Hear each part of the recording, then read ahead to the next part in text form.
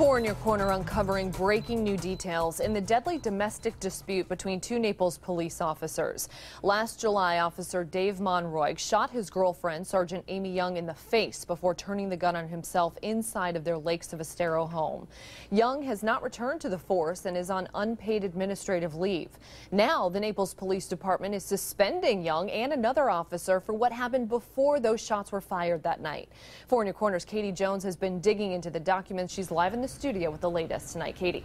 Well, Amy, this investigation focuses mainly on the events that led up to that deadly shooting. It reveals Sergeant Amy Young was driving drunk and her friend, who's also a Naples police officer, didn't try to stop her. July 8th, 2014, a night that started like any other birthday celebration with friends turns into a deadly domestic dispute. A now closed Lee County Sheriff's and State Attorney's investigation revealing that Naples police officer Dave Monroy shot his girlfriend, Sergeant Amy Young, then turned the gun on himself inside their Lakes of Estero home. Prior to the shooting, a Naples police internal investigation reveals Sergeant Young was out with friends, including Officer Jennifer Cassiano. At the end of their night, documents state several witnesses reporting that Young was too drunk to drive. She initially got in Officer Cassiano's personal vehicle at 10 p.m. The two talked in the car for about a half an hour, then drove to the Naples police headquarters so Young could use the bathroom. Then at 11 p.m., Young got in her own car and drove home to Estero. Another friend and police department employee who was also with the women that night described Young's physical appearance as wobbly. She says she offered to drive Young home, but Officer Cassiano replied that she would drive Young home.